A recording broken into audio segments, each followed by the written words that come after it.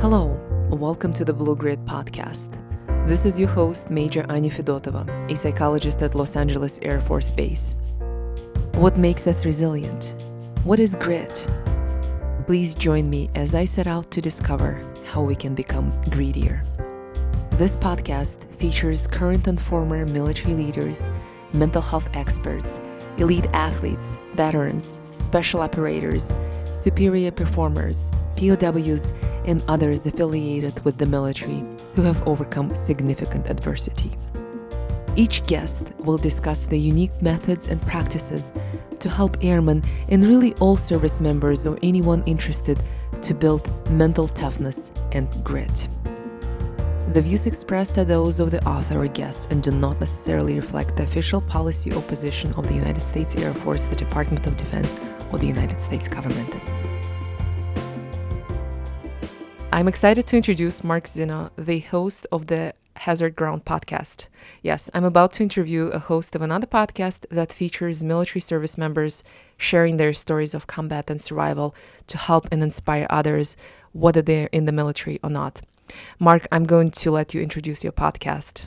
Oh, thank you, Anya, for having me. The Hazard Ground podcast is basically an idea that I had about 4 years ago. As still a member of the United States Army, I'm still currently serving in the Army National Guard. In my armory, there is a long hallway, and they would have all of these pictures of everything the National Guard has done throughout history, whether it's the Revolutionary War, the Civil War, Korea, World War II, whatever it may be. And there was this one picture of the Battle of Takur Ghar. And there's a small write-up underneath each picture about the engagement and who the picture highlights. And, it just told this little story about how there was this Air Force medic, this Air National Guard medic, who was on the top of this mountain in Afghanistan, helping to save lives and keep wounded soldiers alive. And it was always an interesting story to me. And one day I was at drill and I had time to kill. And I said, let me just read up on this Battle of Takur Ghar. And then I start reading up more on it. And I'm sitting here thinking to myself, this is such an incredible story. How is this not a movie? How does the world not know about the Battle of Takur Ghar? And I began to think, I said, well, American Sniper and Lone Survivor, these are books that were made into major motion pictures, but how come no one's telling this story? And then obviously I thought that, look, there are thousands of other more stories, big, small, ones that people know about, may not know about. I mean, there are thousands of other stories. And I said, why are we not telling these stories every day? Why doesn't the rest of America know about the people who are involved in these and their background and what they did and how they're still surviving, how they're living today? And that was essentially the genesis for the idea for the podcast. And now, just this past week, we have hit our 100th episode. Incredible. So we've been at it for 2 years now, and it's been certainly a labor of love, as you can understand. We're very proud of the work we've put out. Our guest list includes everything from Medal of Honor recipients to authors to politicians to movie stars, movie directors. I mean, it's incredible to see what veterans and service members have done, both in their career and beyond, as they continue to grow and move on to the next chapter of their lives. And while some of them are still serving in some capacity, others have moved on to different things, whether it's interviewing the guy who ended up being the president and CEO of the Global War on Terror Memorial Foundation. They're erecting a memorial to the Global War on Terror in Washington, D.C. in a couple of years. And that's somebody we've got a chance to speak with. People have these organizations that have worked with NFL teams, Major League Baseball, the National Basketball Association. Again, leaders of business, industry. It's unreal you find out what people are capable of, not only in combat, but beyond that. And so Hazard Ground continues to tell those stories every single week. We're really proud of the work that we've done, but it doesn't seem like work, as you can understand. When you come across these great individuals and you realize what they're still doing and what their lives are like going forward, it's an honor and a pleasure to meet these people, and I've certainly been humbled by the entire experience. So how long you've been doing this? You said you've just hit the 100th episode. That's pretty incredible. 2 years. I mean, with the exception of usually 1 week during the summer and a week between Christmas and New Year's, we've put out an episode a week for the last 2 years. So we're entering year number 3 and no sign of slowing down, no sign of stopping. We've just joined a couple of different podcast networks that have picked us up. So we're getting a lot of traction and a lot of notoriety from that standpoint. And we're hoping that we're even going to take it to another level going forward in year 3. We've been approached by a couple of people about different formats, different platforms. So the Hazard Ground continues to grow. We're very excited about it. And we certainly are thankful to everybody who listens each and every week in our podcast audience. And we only hope to make that bigger and continue to tell great stories of America's heroes. It's incredible. Do you have a favorite episode? They're all different. There are certainly some more memorable ones. And Nate Self is one story that I point to in particular because Nate Self was an Army Ranger captain. He was the guy who was in charge of all the Rangers on the top of that mountaintop in the Battle of Takur Ghar. His story is the impetus for the podcast. So I always kind of point people to Nate because that's the story that drew me in the most. And he's just an incredible human being. He wrote a book called Two Wars. One war was on the mountaintop, and the second war that he's fighting is personal battle within himself and post-traumatic stress. And so Nate's an incredible story. We have David Williams, who was one of the first pilots shot down in the invasion of Iraq. He was one of the first prisoners of war. He was in captivity for 23 days. A lot of people will remember the Jessica Lynch story and the 502nd Maintenance Company. Well, the other soldiers from the 502nd Maintenance Company who were ambushed on that convoy, the 5 who were captured were actually brought into the same area that David Williams, the pilot I just mentioned, who was shot down. They were the first captives in the war in Iraq, and David was there about 3 weeks, which was about 2 weeks longer than those folks from the 502nd Maintenance Company that was part of Jessica Lynch. So you can see the connectivity there. We interviewed Chris Kyle, the American sniper, his wife, Taya Kyle. Diane Layfield was a Gold Star mom. The Hazard Ground not only tells stories about veterans, but we've kind of branched out a little bit and touched those little side stories that people need to hear. Diane Layfield, a Gold Star mom, just to hear her talk about her son and go through the whole experience about how she was informed that her son was killed, who was a Marine, and to hear her just be forthright and honest and share that is just courageous in and of itself. And not to mention, she's a mom who's lost a child who's living every day bearing that burden. I mean, that's an incredible story. Some people who have gone on to great things in business, if you're familiar with the company called Combat Flip-Flops, this is Matthew Griffin and Donald Lee were 2 Army Rangers who went into business together after their time in the 75th Ranger Regiment, and they appeared on Shark Tank. They basically started making flip-flops out of the boot soles that we wear. Oh. And their company goes on to benefit. Like every time you buy a pair of flip-flops, it puts an Afghan girl through a school. And that's their main mission statement. Very cool. It's things like that. But you know what else is great, Anya? Margot Mange is an E4 specialist who just went to deploy. And there's nothing necessarily special or grand about her story, but hearing her perspective from this small little E4, and when I say small, I don't mean like small in stature. I just mean as far as the rank structure is concerned. You don't expect great things from somebody who's so junior within our ranks.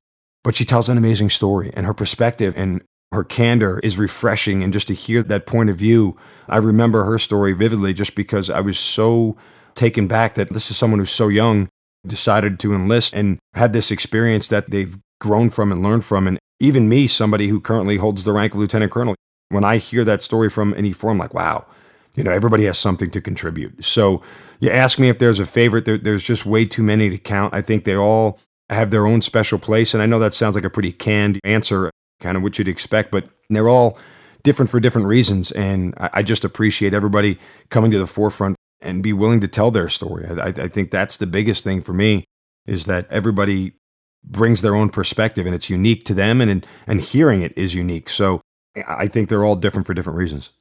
I'm curious, is there maybe a story that you feel changed you in any way or really enriched your life, really kind of made you pause and think and you come back to this over and over again? There is. It's one of these things where when I go over the guest list and I look at the names that are there, I remember Ryan Hepworth. He was a combat medic, and Ryan got really emotional in talking about everything that he saw. And think about it, you're a combat medic in Iraq, and knowing everything that's gone on, every soldier who comes through there, their life is in your hands. And hearing him bear that burden and hearing the emotion that he really put forth was tough. Some of these stories that we hear, really, if you're just a human with a beating heart, it's going to gut you from the inside out. And the reason for that is simply just because they're still fighting with it every day. And a lot of times you want to reach out and just give them a hug. You just want to put your arms around them and tell them, hey, brother, I'm with you. It's all going to be okay.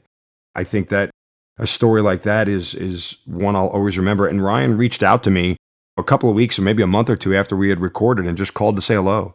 Called to just check in and, hey, man, how you doing? Mark, how's everything going? Just wanted to say hi, and it's that sort of connection that stays with me for a really long time. And I'll always remember the fact that he picked up the phone and called, because not a lot of people do that. With some of the guests that we have, they're fairly high-profile individuals. And it's not like they are going to take the time to call a person who wanted to interview him for a podcast back. And from that standpoint, that was always memorable. Jim Reese was another one that just kind of blew me away from the standpoint. Jim Reese was a Special Forces Delta operator. And he essentially crafted the invasion of Afghanistan and the invasion of Iraq for the United States government. The government basically reached out to the Special Forces and said, hey, we need a guy in the room who's going to help us with this. And the SF world, if you've ever been part of it, and I've been fortunate enough to deploy with those guys, whenever a tasking comes down, they don't really look at like, who's the best guy for this job? Okay, we're all the same, right? So just grab Jim Reese. All right, Jim, here, it was an 04, he was a major at the time. And Jim, we need you to go to D.C. There's some politicians. It was essentially sent to him that way. We need you to go to D.C. Some of these guys, politicians want a special forces guy, and we're going to send you there. And Jim's sitting there thinking, God, this assignment stinks. I'd rather be on the ground pounding pavement with my brothers and going out there and fighting a good fight. And next thing you know, Jim's in a room with the Secretary of Defense and the President and everybody else, and they're crafting the invasion of Afghanistan and the invasion of Iraq a couple of years later. I mean, that's just incredible. I remember saying to Jim during the podcast, Jim, do you realize that you literally wrote history? And he says to me, no, I didn't. I said, no, Jim, you literally wrote history. Like, not many people get the opportunity to do that or even ask to do it. Sometimes history just happens, right? But literally, when we look back on the invasion of Afghanistan, the invasion of Iraq, this is the guy that was the literal point and tip of the spear. And it's like, wow, that is unreal. Like, how do you comprehend that and put that into context in the course of your life that you literally wrote history? So stories like that, they always stick with me. Their names I'll just remember, and certain things about their story will always stay with me. What about the interviews that just didn't go as well as you had hoped or as you had planned? Can you think of an example where it just didn't go well? Well, I could tell two, okay? One that never got to air because his story on paper looked really exciting and really interesting. He just couldn't tell it with any sense of interest. It was rambling. There was no coherence to it. I sent it to my partner, Matt Pasquarello, who really is the brains of the operation. He makes everything go. And I said, look, you listen to this. We even called him back to try to redo it again to see if we can say, hey, listen, this is what we're looking for, a little bit more, this, that, and it just didn't work.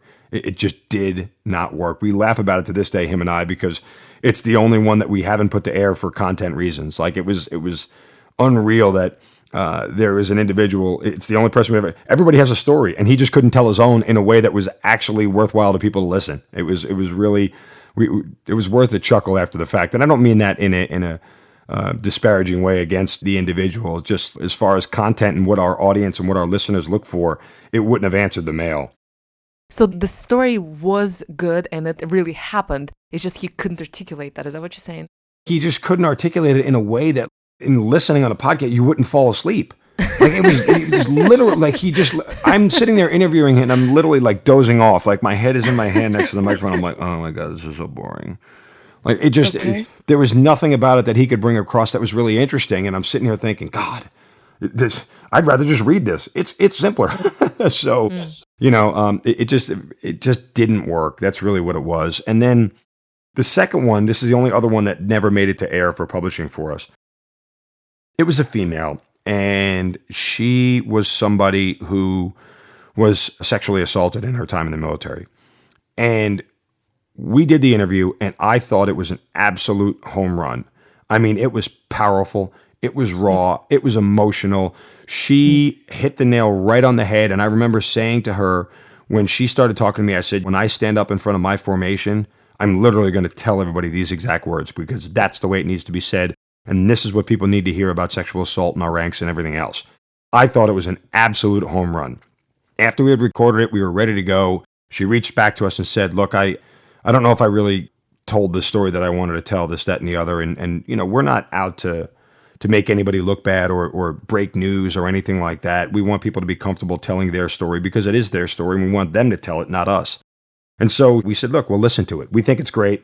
Why don't you listen to it, and why don't you, tell us what you like and what you don't like, and we'll try to maybe edit some things out or go over it. And she went back and listened to it and said, no, I'm not releasing it. We're not doing it. And we pleaded with her, like literally, I literally pleaded with her via email and phone calls. I'm saying, look, trust us on this. We've been doing this for a while. Look at the names on our guest list. These are people who have okayed us to tell their story. You're not off the mark here. I know you feel like you are, but she said, I felt like that was the only part of the story that I told. I said, but that was the most important part. People need to hear it. I understand we're telling stories of combat and survival, but you had to survive this. And this is important. And our audience it's going to resonate with them. They're going to understand why this is important. And so she just basically put the kibosh on it and said, nope, you're not doing it. You're not releasing it. And we respected her wishes. It was frustrating. It was really, really frustrating because I thought it was powerful and I thought it would have absolutely been one I would have talked about to everybody and told people about and said, look, you need to hear this. It's something that I would have passed along to fellow high-ranking officers in my ranks and said, listen to this story, because this is what we should be telling the people within our formations about what sexual assault is doing to our formation and to our soldiers. And so I was really sad that one didn't go to air, but again, we respected her wishes. We're not in the business of doing things against people's wishes. It doesn't benefit us. We don't want to be known as that type of podcast or organization, for lack of a better term, that's going to say, screw you, we're going to do what we want because it's about us. It's not about, no, it's about you. It's about you, the person telling the story. So it never made it to air. And to me, that's sad. Was she saying that there's a lot more to her story, there's a lot more to her past and to combat story than the sexual assault? Is that what she was saying? Or was she saying that it was just too much and maybe she just couldn't bear the vulnerability be public? I think what I gathered from her, and again, a lot of our conversation was over email, but what I took from it was that she just felt like she made the sexual assault too much of her story. I see.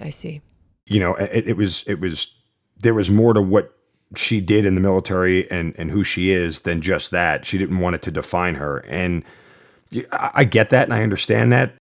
And I told her, I said, look, we can re-record it, but I think it's going to lose the juice. I think it's going to lose the juice with our audience. And from that standpoint, we said, if you don't want to release it, fine. There's no reason for us to release a dumbed down version of it. We didn't see the value in that, given our audience is going to sit there and look at us and go, well, why didn't you ask more about this? Why didn't you ask more about the assault? Because that's naturally what would lead the audience. If you hear it, people obviously want to know more about it. It's not something that you can just kind of gloss over like, oh, hey, I went to basic training in AIT and, I got to my unit and we trained a lot and I got sexually assaulted and then I deployed and, then I came home and everything. Like, you can't just gloss over that kind of thing.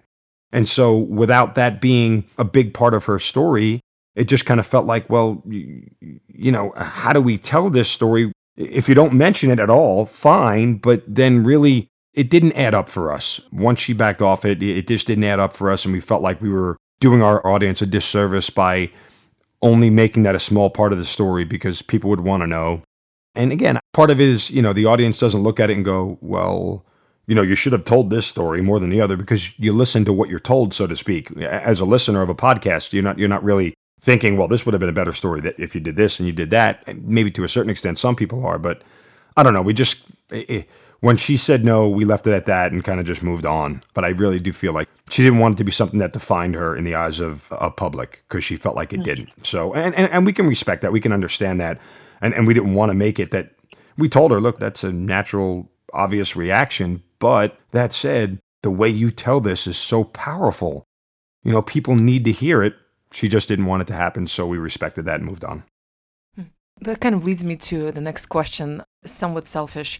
How do you deal with subjects that are more controversial, maybe politically charged? Do you have any kind of rule or filter of exclusion? I'm asking because I have had some struggles and had to just make a decision. I'm not going to include this. I just think it's unnecessary. What's your take on that? Well, listen, we approach everything head on. There's nothing that we're going to shy away from. Me as the interviewer, I welcome those uncomfortable topics. I feel like we do a great job on the podcast in hitting the issues head on and allowing the people to tell their story and discuss the issue from their point of view. For example, we've interviewed a ton of Vietnam vets, a ton of them. And I asked the question directly, are you okay with what our government did? Are you okay with the decisions that they made? And some will flat out tell you no. We were lied to, we were misled, and it was wrong. And we're in this spot today because of the decisions of people who never put on a uniform, and they have altered my life, not for the better. And that's a fair assessment. And I think there's an open discussion there. And look, I think we also do a good job, and me as the interviewer does a good job of not allowing my personal beliefs to sway the discussion to one way or another or force the interview subject down a different road. Now, I certainly will play devil's advocate with every person I interview. If they have one point, I will present the counterpoint because I want them to not only address it, but I want the audience to understand both sides of the issue. And so from that standpoint, I don't think there's anything that we shy away from, whether it's political in nature or not. I want to hear people tell those stories. For example, if you're familiar with the website Task and Purpose, it's a military-related website that has military news. It's actually a really good place for information. I mean, I think their writers do a very good job of presenting the facts without any political spin to it. But we interviewed two different guys who were tied to that. Zach Iskol is the guy who actually founded it, and now Paul Zoldra is the editor-in-chief of it. And both of those guys have very strong political views on what's gone on in government as it pertains to our military and the decisions that they've made.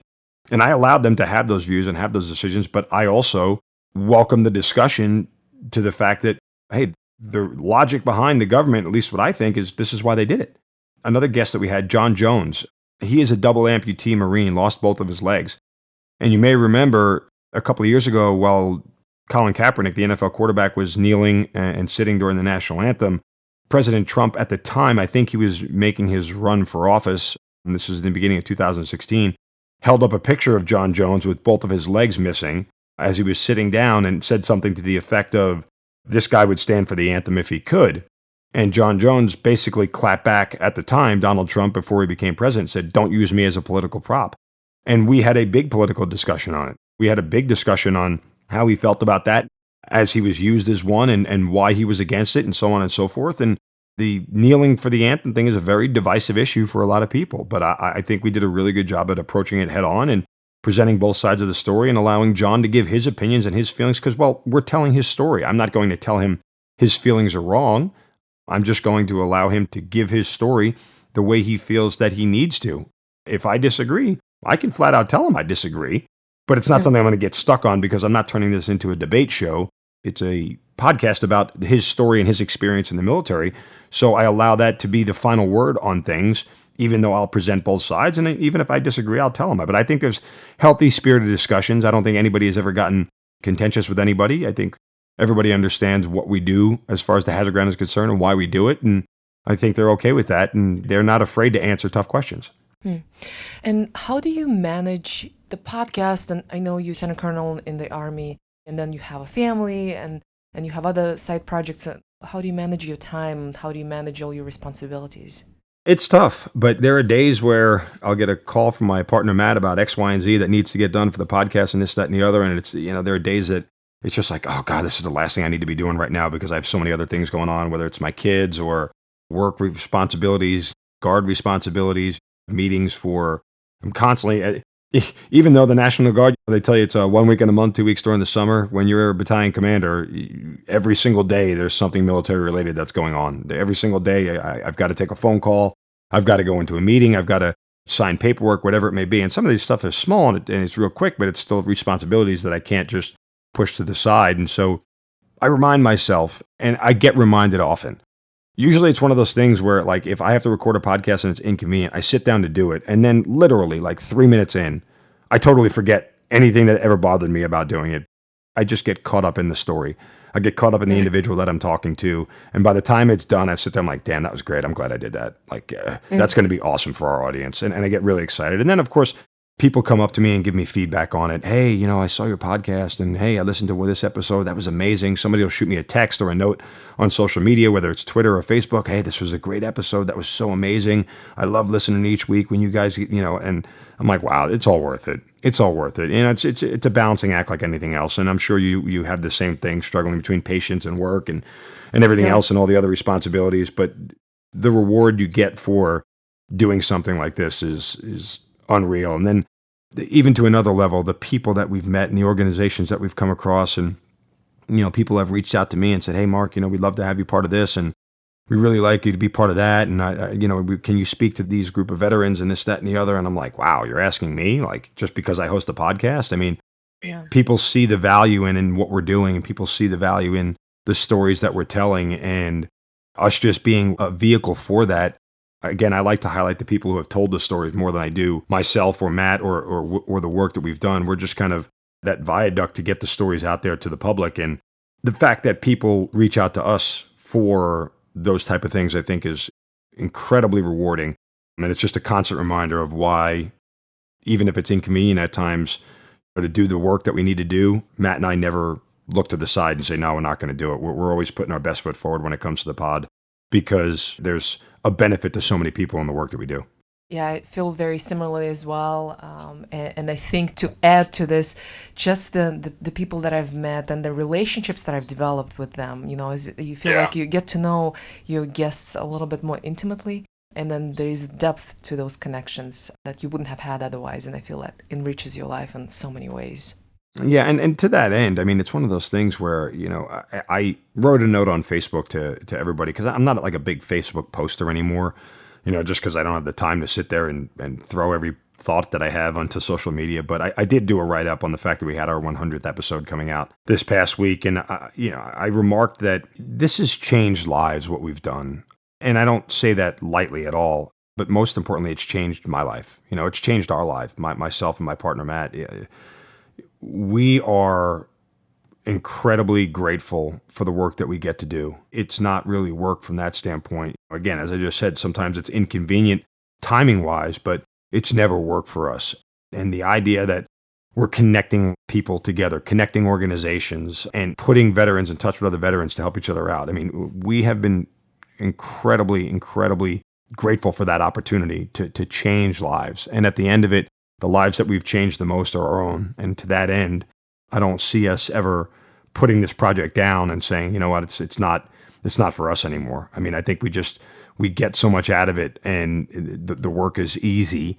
And so from that standpoint, the benefit of impacting lives at the level that we have has been something that we could have never predicted.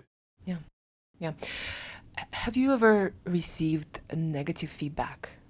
Maybe helpful or unhelpful, but negative feedback, and sort of that made you pause and like, I don't know, maybe I need to be doing something differently, and unexpectedly negative feedback. A little bit here and there. I'm not much for seeking that kind of thing out. So many people have emailed us and said this, that, and the other, or one of the critiques we've gotten is, why don't you have more females? And we tell everybody, look, it's not that we're not trying. It's a demographic that we want. We want to hit as much of every demographic as possible, whether it's females, African Americans, Asian American, whatever it may be. We're not necessarily just stuck on one. We look more to the story first, and then worry about the individual later, because the story is what matters. That said, it is important to find those stories that females have. I mean, you got to remember, only 13% of the armed services is female, so it's 87% males. You have to actively search for female stories. It's not something you can just sit back and be passive about, and so we have done that. People have critiqued certain things about the way I've conducted an interview, or what topics we've hit on or haven't hit on, so to speak. But, I mean, it's not that I have a blind, I'm blind to it, the fact that people may not like our work. That's okay. I don't think we go into this looking for approval. I think we go into this looking for a story to tell that's going to change somebody's life, that's going to impact somebody, that's going to have somebody who's having a bad day remember that it's not that bad, because I have all 4 of my limbs and I can walk to work every day and things of that nature. I mean, it's that sort of stuff that we're hoping to highlight in telling these stories, and that's most of the feedback we get. I'm sure there's negative feedback out there. I'm not dumb enough to assume that everybody loves everything that we do, but I don't, necessarily look for that stuff. My partner, Matt, finds it every now and then. If he feels the critique is valid, we certainly have a discussion about it, and we talk about what we need to do and things we can highlight and focus on. And I think that because Matt manages the iTunes site and everything else, and he directly gets all the emails from listeners and things of that nature. That's why I keep kind of diverting to Matt. But, he certainly, again, we'll have a discussion about it. And I think that if there's value to it, we focus on it and we try to do better. But most of this, again, is, you got to remember, when I record a podcast, I'm talking maybe 20% of the time. 80% it's them. And that's the way we want it. It's their story to tell. It's not mine. I shouldn't be dominating the interview by any stretch of the imagination. Sure, I have my own experience, and some of that I relate to whoever I'm interviewing, and it brings out another level to the topic or another level to the discussion. And I think that's a good thing. But at the end of the day, it's not about me. It's about them. So I try to let them do most of the talking. So tell me about Matt. You mentioned him quite a few times. Tell me about your friendship. And I know he was a big part of starting this off the ground. Yeah, so Matt and I were lieutenants together at our officer basic course coming up now on 20 years ago. And so that's where we met. And we've been friends ever since. And when I first had this idea, I had no idea how to get a podcast off the ground. I didn't know what to do, but I knew it was a space I wanted to be in. I knew it was a area that we could excel in. And when I had mentioned the idea to Matt, I knew that Matt was a big podcast listener. Like that, he listens to them religiously. That's what he does. And he's always wanted to start one. So it was a natural fit when I approached him with the idea. I said, listen, I got this idea, would you be interested in trying to help me get this thing off the ground? And he was absolutely, he jumped on board immediately. And Matt was the one who first got me all the equipment that we needed to start podcasting, set up the site, and help build the website and everything else. I mean, it's funny.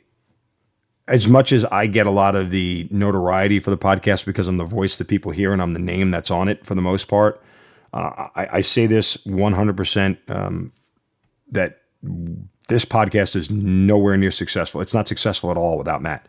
Matt is the producer. He handles all the technical stuff behind the scenes.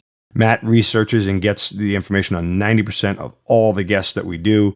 He does a great job, an incredible job of prepping me for the interview. Gets me the information that I need, the articles, and even at times when something specific about a guest needs to be told, we'll have a conversation. This is the angle we should pursue, and this is what we want to highlight. And Matt has at-length discussions with the guests before they get to me, so they're prepped for what goes on. I'm prepped for what goes on with the guest and what they want to talk about, so on and so forth. I mean, he really just is the foundation of this whole thing. And we've been friends for 20 years. It's like nothing's changed. I love him like a brother, from times where we were 21-year-old kids doing dumb stuff together and living at Fort Hood, Texas together, where we were both stationed at the time, and through I'm deploying to Iraq and he is back home. I missed his wedding because I was in Iraq when he got married, and he was at my wedding. And I mean, we've just been through everything together as friends. And every so often, once or twice a year, we'll all get together, guys that we, know, and just hang out for a weekend and have a couple of drinks and reminisce and laugh and things of that nature. But, I don't have any level of success with this podcast without him. He is, again, the foundation. He's the rock of this whole thing, and he deserves 1,000 times more credit than I ever would for this being successful. He's just, without him, this thing goes off the rails quickly. We're never anywhere as good as we are. We're probably not 100 episodes deep. And I say all this, again, just to let Matt know and give him the pat on the back that he rightly deserves, that this podcast is every bit as much as his as it is mine. Again, people associate me because I'm the voice, and I'm the name that people know. That said, we don't have any success without Matt. He is everything that this podcast is about, and it's his hard work and his diligence every single day to this thing that makes it successful, nothing else. So 100th episode, you interviewed 100 people with stories of grit and resilience. What would you say you've learned about grit? What's the recipe for grit? I think that when you hear people's stories, the one thing that drives everybody is the man next to him, the woman next to him, the person in uniform next to him. I think that's the one thing that keeps everybody going. I think that's the one takeaway that you leave here with. Like, and I've deployed, and I know, and I've been there, so I understand and I get it. But to hear people verbalize it as often and as repetitive as they do, no matter what it is, whether a guy just got his leg blown off, he's sitting there going, I don't want to leave, I just want to be with my brothers. To hear Kirstie Ennis, who was a helicopter gunner, and when the helicopter crashed, it landed on her and she lost her leg. And to hear her just say, I just wanted to get back in the fight. I just wanted to be there with everybody else. Like, that to me is the grit that you're talking about. It is being there for the person next to you. The bonds of war are unbreakable. I think it's, to a certain extent, I think it's stronger than family bonds. I think it is, as much as it is an innate desire to protect those around you that you love, learning to protect people that you don't know and have only come to know through military service is something that is really hard to grasp, because think about it. I mean, you love your family and you've grown up with them, you've known them for years and everything else, but in 2 short years of serving with somebody side by side, or even a couple of short months of just a brand new soldier getting to a unit and learning the guys and gals around him, that person is instantly family to them. And there's somebody there waiting to lay down their life for that individual. It's just, everyone says, thank you for your service, thank you for your service. And I don't think what they understand more of is the sacrifice we're willing to make for others. And service and sacrifice often get lumped together, but they're two vastly different things, because there's a lot of ways to serve without sacrificing. And it's the sacrifice that you're willing to make for the person next to you, I think that is a whole nother level. And for us who put on the uniform, all of us, that sacrifice it's there. I have yet to find an individual who I've heard on the podcast tell me, well, I couldn't get there. I wasn't about to make that decision for my buddy. Everyone's always willing to go that extra step, that extra mile for the person next to him. And I think that is where that grit comes from. That's the driving force behind it. And it's something special. It's unique. It bonds us together forever. And I don't think you find it in any other walk of life. I agree with you. The sense of togetherness and being part of something bigger than yourself is powerful. I see patients in my office who feel disconnected, betrayed sometimes, maybe that they've lost trust. Maybe they come back from deployment and they experience post-traumatic stress disorder and depression, and they feel complete disconnect from other people. What are your thoughts on kind of the sense of togetherness and cohesion for somebody like that, and how do you help them? A lot of that I see on the podcast, that disconnection comes from the inability, for lack of a better term, to save somebody else. They feel severed because they feel like they let everybody down. And that's another overarching, pervading feeling that a lot of people have, is that when things go wrong, that they've let somebody down. I say it on the podcast all the time. There is no order to war. It is as random can be. I don't have a legitimate explanation as to why I'm sitting here talking to you today, and there are tens of thousands of others who have been wounded or killed in action. I don't have a logical reason. And some of it's luck, some of it's training, some of it's the grace of God, I believe. But one way or another, there is no order to combat. And because it's so random and chaotic, when you can't control those things, I think when you lose a fallen comrade and people feel responsible for the individual, and when they don't save them, I think they feel like it's severing that connection. The bonds of war that I talk about that are unbreakable, they are broken only when you can't care for the person next to you, because that's your only job, right? Outside of the mission that you're tasked with, the first mission you're always with is bring everybody back alive. And so from that standpoint, I think there's a lot of disconnection from losing somebody because you felt like there was something you could have done to save the individual, even if you have been told repeatedly, and even if all the statistics and the recounts and the kind of replays of the actual engagement in battle proves that you had nothing to do with it and there was nothing you could do, you still feel it.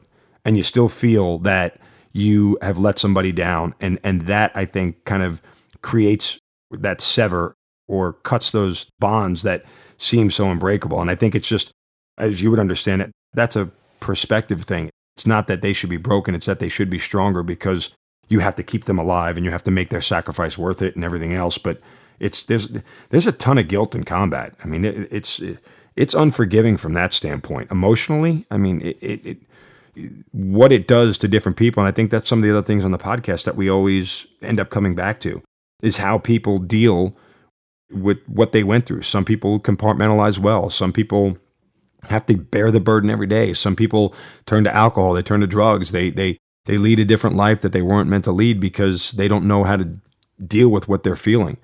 But at the end of the day, a lot of that comes from the simple fact that they get down that road because they feel like they lost something, and that bond of war, that bond of brotherhood gets severed somehow. And I think that disconnection is a big part of the post-traumatic stress issues that we see, in the fact that you lose that connection. Even for people who don't really have anything necessarily traumatic happen, when you leave the service and you leave those individuals, they're your purpose, they're your reason. And then all of a sudden they're gone. And now, since you have no purpose, you have no reason, you kind of make decisions that aren't in your best interest in order to fill that void. It's such a blessing, but also can be a burden, those bonds of war and the brotherhood and the camaraderie that we all experience with each other. The blessing of it is that you'll find somebody who will save your life and you'll save somebody else's life. But the burden comes in the fact when you can't save somebody's life, or it doesn't happen, or you're not next to those people every single day, it changes your focus. So it's a double-edged sword in that aspect. And for you personally, have there been times when you felt you didn't have that grit or you didn't have resilience, the darkest time, and how did you deal with that?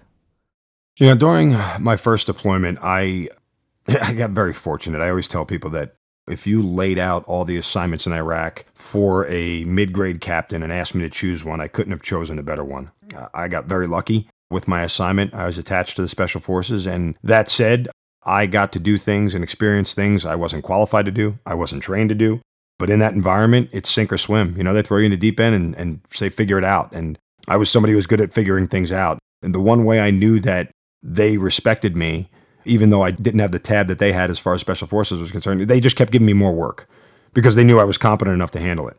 And so from that standpoint, I saw more combat time than probably 75% of the infantry did while I was in Iraq, because they were busy guarding gates and guarding prisons and everything else. I was running convoys through Baghdad and all through Iraq with my hair on fire for 15 months. So I was very fortunate in that aspect. But, I think I'm a human like anybody else. And there would be days where I know we were going outside the wire and we were going out on a mission, and I would wake up with just this sinking feeling in my stomach that today was the day. Like, we've rolled the dice too many times.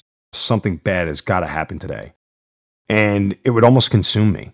And my thought was that I can't let anybody else see this emotion come over me. I can't let anybody else see the fear, because if they see it, then it's going to make it 10 times worse for them. And so as we would be getting ready, getting our vehicles ready and getting our equipment ready to roll out and everything else, once we got close towards the end, I would just go find a quiet place behind the building that we were getting ready at. And I would just go in a corner and I would pray, and I would ask God for the strength to get through this. I would ask him that if today was my last day on earth, that take care of my family. And most importantly, I'd ask him, whatever happens out there, just let me do what I'm trained to do. Don't let me cower in the moment. Let me make sure that I'm taking care of my soldiers first and taking care of their needs and not thinking about myself, and making sure that he gave me the strength to get through all that. And that may be a little bit religious for people, but after I was done saying all those things, I took a deep breath and I exhaled and I let it go. And I left it in God's hands at that point, and I went out there and I did my job. And thankfully, God gave me the strength and the grace to do it the right way, because I brought everybody back. And from that standpoint, when you talk about getting through those tough moments and having that grit, it was just falling back on my training and making sure that I did not ever once think about doing something that I wasn't trained to do. I wanted everything to be reactionary. I wanted everything to be instinctual, just because sometimes if you allow thought to creep in, common sense sometimes takes over and you go, well, hey, it's not really smart to walk towards the gunfire. I mean, that's a very normal, commonsensical thing. But in the heat of the moment, it's more about doing what you're trained to do and staying in the fight than it is protecting yourself, which is I think it's a natural instinct. So it's counterintuitive to sit there and do some of the things that we're asked to do in battle and have that grit going forward. But like anybody else, I always feel like I'm human, and I'm susceptible to the same feelings, emotions, thoughts, and fears that everybody else is. And I ask the question often, and I get a variety of different answers to our guests. Were you scared? Did fear overcome you? And people say no, and people say yes. I mean, it's different for every individual. There's no set standard that everybody has to adhere to as far as how you handle these extremely terrifying, life-defining moments. And for everybody who goes through it, they have their own way of handling it and their own way of dealing with it. And I'm never surprised at any of the answers. Again, it's a wide variety, and I think that's what makes some of what we do on the podcast really, really unique, is that everybody's perspective brings something different to the table. And so from that standpoint, how they handle those moments and how they go through with grit and how they are able to keep that grit with them as opposed to letting it go, I think is some of the unique nature of what we're doing with the hazard ground. So if I am summarizing what you've gathered from your guests and what you've learned yourself, I'm hearing two things at least. One is a sense of togetherness and cohesion or belonging. And then the second, maybe higher power, kind of letting go and giving whatever happens to the higher power. Am I summarizing it? Yeah, I mean, and again, I think that's different for everybody. One of the things I've learned through the podcast is that not everybody has that higher power.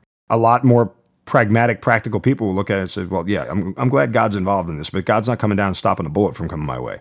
So from that standpoint, I rely on training and everything else. I mean, you don't have to be over religious or even religious at all to do what you're trained to do in combat. But that said, that's just me. I'm an individual who relies on God and prayer, and it's part of my life and who I am. And while that's good for me, it may not be good for everybody. But I do think that whether it's relying on a higher power or the person next to you, as you talked about that togetherness, it's what gets the individual through.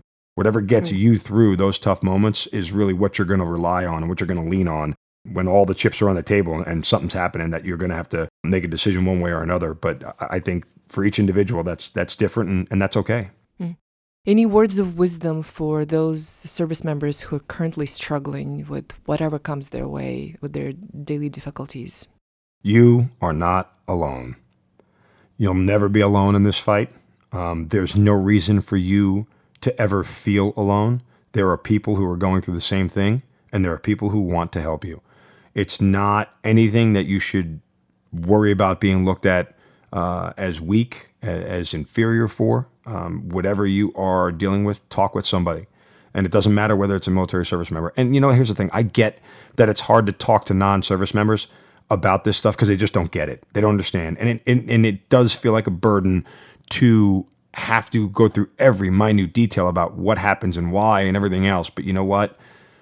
Still, talking to somebody generally about what you're thinking and feeling is really, really important, because at least at a standpoint, they can help you find somebody who can understand those things. And part of what makes the Hazard Ground successful is that when I talk to these people, they know I understand. They know that I can relate to them on the same level because I've been through the same things or similar things. To that end, whatever you're struggling with, there is somebody who has been through the same thing or similar things. We cannot continue as veterans and even current service members to allow some sort of stigma about how we feel and what war and combat has done to us to hold us back from continuing to be a better individual. It is paramount that we as individuals take the steps to get help, because your life, for as much as other people depended on it while you're in combat, people are depending on you as much now back at home. It doesn't feel that way, but trust me, it is. You can impact so many lives as a veteran that you haven't even begun to understand, but you can't do that if you are not in a place where you're willing to talk to people about what's going on with you. And so from that end, I would tell people, you're not alone. Do not hold back. Get it all out. Talk to somebody, talk to anybody who is willing to listen about what's on your mind, because you're not broken. And even if you think you are, you can be fixed. There is a world and a life ahead of you that is much, much better than what you lived and saw in combat. I can guarantee you that much. It's just a question of you wanting to look through the proper lens to find it. And you need help sometimes to find that lens, and there are people out there who are willing to do it. And I just highly recommend to everybody that even if it's something that's small, even if it's something that you don't think is big, let somebody else who's a professional tell you whether it's big or small. You just talk. You just get it out there, and you let everybody know where you are, and it'll get right quicker than you think. So empowering and powerful. I couldn't have said it better. I have so many more questions. Any closing remarks, or is anything that you need me to ask you or just to add before we close up today? No, again, I just would like to say thank you to all the listeners of the Hazard Ground podcast. We love the work that we do. Continue to support the podcast in any way possible. Listen, tell a friend about it. If you know anybody who has a great story, reach out to us on social media, whether it's Facebook, Twitter, Instagram. You can find us. We want to tell everybody's story. I mean, we are not biased against anybody. It doesn't have to be, again, as I said, something grand that you did or something that you got a medal on your chest for. That's not what the Hazard Ground is about. It's about just telling your story and getting it out there to the world, because your story is unique and it has a place. Just like whatever your branch of service is, whatever your job is, whether you're the mail clerk or you're on the front lines, you have a piece of the pie. and your piece is as important as everybody else because the pie isn't whole without you. So from that standpoint, we welcome everybody to listen to the podcast, to become part of it if you're somebody who has a story to tell, and certainly the same for your podcast. I think it's great that we're all doing this thing together. And just don't forget any of your fellow veterans and service members. Remember, we're all still on the same team. Whatever is going on, we're all on the same team. It's all of us together trying to fight one fight. And as long as you're in it with the person next to you, everything's going to be okay. But I certainly thank you for your time and allowing me to have this platform, and certainly me allowing me to talk about the Hazard Ground podcast. No, thank you so much for your time. Mark Zinno, the host of the Hazard Ground podcast. This is your host, Major Anya Fedotova. Thank you for listening to the Blue Grid podcast. Hopefully you enjoyed this interview. My goal is to air the narratives of courage, vulnerability, and grit to normalize the airman's own challenges and help them internalize the message of hope and recovery. This discussion is not a formal medical advice, and any techniques, treatment, diagnosis, or alternative actions discussed are not a recommended treatment or course of action for all listeners, and are not a replacement for professional medical assistance. You are encouraged to seek medical or psychological help for your unique issue. If you have feedback, please find me in the global. My email is anna.v.fedotova.mail@mail.mil. It's anna.v.fedotova.mil@mail.mil.